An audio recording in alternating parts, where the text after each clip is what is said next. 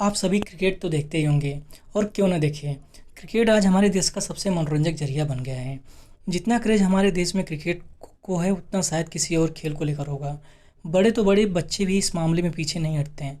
Cricket जगत में हमें बहुत बड़े बड़े नाम दिए हैं और आज क्रिकेट भी हमारे देश का नाम रोशन पूरी दुनिया में कर रहा है। तो चलिए बताते हैं आज हम क्यों क्रिकेट के विषय में बात कर रहे हैं। जो लोग हमेशा क्रिकेट देखते हैं वो क्रिकेट के सभी नियम जानते हैं। आप लोग जानते ही होंगे क्रिकेट में कितने नियम होते हैं जो समय समय पे बदलते रहते हैं।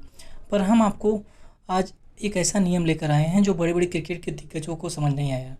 यहाँ तक कि ये भी कह सकते हैं कि खुद इंडियन टीम के कई खिलाड़ियों को यह नियम नहीं समझ आता। इस नियम को आसानी से समझ नहीं आने के पीछे का कारण ये भी है कि इस नियम को समझने के लिए थोड़ा कैलकुलेशन अच्छा होना चाहिए। पर आप चिंता मत कीजिए, हम आपको इस नियम को समझने का सबसे आसान तरीका लाए हैं। तो आप बात कर रहे हैं डकवर्थ लुईस नियम, जो दो अंग्रेज सांख्यिकी विशेषज्ञ फ्रैंक डकवर्थ और टोनी लुईस के नाम पर रखा गया है। दोनों के ही सरनेम को जोड़कर ही डकवर्थ लुईस नियम का शुरुआत हुई।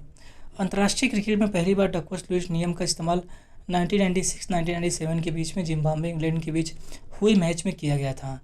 इस मैच में जिम्बाब्वे की टीम डकवर्थ लुईस नियम के तहत 7 रन से जीत गई थी। आईसीसी द्वारा आधिकारिक रूप से 1999 में प्रभावित एक दिवसीय मैचों में लक्ष्य निर्धारित करने के लिए डकवर्थ लुईस नियम को मान्यता दी गई थी। क्रिकेट में यह नियम लागू होने के बाद बेहद सटीक माना जाने लगा और आज भी यह प्रयोग में है।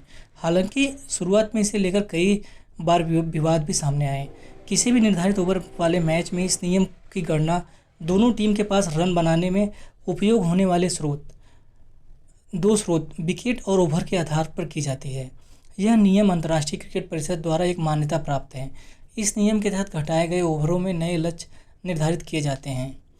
डकवर्थ लुईस नियम की ज़रूरत तब पड़ती है जब मैच किसी कारण से रुक गया हो, यानी कोई प्राकृतिक आपदा आई हो। आसान भाषा में कहें तो मैच के दौरान पानी आ गया हो और काफ़ी समय खराब हो गया है, तब इस नियम को लागू करके मैच को निर्णय पर पहुंचाया जाता है।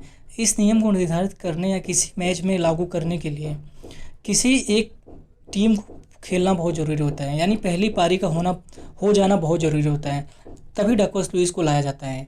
इस नियम की गणना एक टेबल यानी चार्ट के द्वारा की जाती है जो समय समय पर बदलते रहता है। मैच की एक पारी होने के बाद यदि मैच में कोई बाधा यानी बारिश आ जाता है तो दूसरी पारी यानी दूसरी टीम की पारी या उनकी बैटिंग के वक्त कुछ सीमित ओवर में सीमित स्कोर दिया जाता है जो डकवर्थ लुईस नियम से कैलकुलेट होता है। इस नियम को इस तरह की परिस्थिति में बिल्कुल सही माना जाता है। इसका उपयोग बहुत आसान है, बस एक टेबल और एक कैलकुलेशन करना होता है। डकवर्थ लुईस नियम के हिसाब से दोनों टीमों के पास दो चीज़ें होती है, या यूँ कहें तो दो साधन होते हैं। पहला कुल बचे ओवर और दूसरा कुल बचे हुए विकेट। मैच में रन इन दोनों साधनों के बलबूते पर रन बनाए जाते हैं। इसलिए इसे ध्यान में रखते हुए डकवर्थ लुईस नियम को टेबल बनाई गई है, जिससे पता किया जाता है कि खेल रही टीम के पास कितने प्रतिशत साधन बचे हैं। यदि हम लिस्ट या इस टेबल पर नज़र डालें तो पता चलता है कि यदि दूसरी पारी शुरू होते टाइम यदि आपके पास 50 ओवर और 10 विकेट बाकी हैं, इसका मतलब आपके पास 100% साधन है। उसके बाद जैसे जैसे खेलने वाली टीम अपने ओवर का इस्तेमाल करती है, उनके साधनों का प्रतिशत घटता जाता है, जैसा कि टेबल में दिखा रहा है। मान लीजिए कि एक टीम ने 50 ओवर में 20 ओवर खेल चुकी हैं और उसके 30 ओवर खेलना बाकी है, 2 विकेट गिर चुके हैं और मैच में बारिश आ जाती है, तब टेबल के अनुसार उस टीम के पास 67.3% साधन बचे हुए हैं।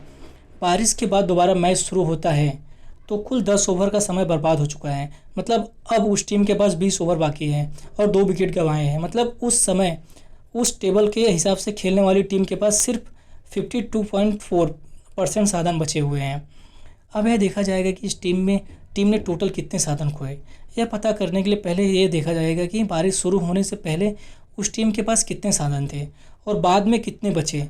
मतलब जब मैच बंद हुआ तब 67.3% साधन थे और मैच दोबारा शुरू हुआ तब 52.4% साधन बचे, यानी टोटल नुकसान 67.3 माइनस 52.4 इक्वल 14.9 का नुकसान हुआ।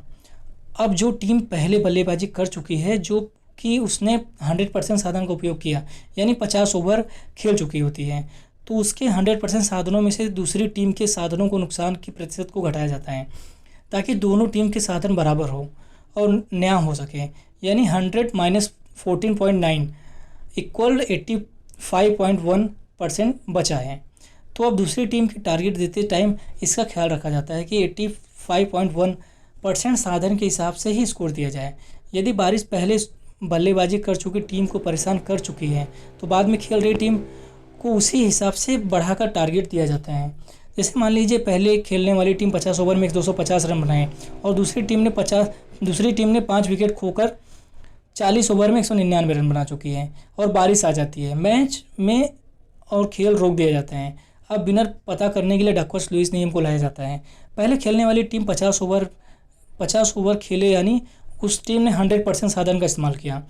दूसरी टीम जब मैदान में उतरी तो उसके पास 100% साधन थे, उन्होंने 40 ओवर में 5 विकेट खोकर कुछ रन बनाए। अब बारिश की वजह से मैच रुक गया।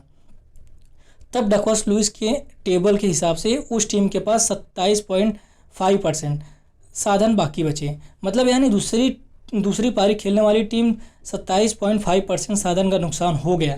मतलब 100 माइनस 27.5 मतलब 72.5% साधन ही उसने इस्तेमाल किए।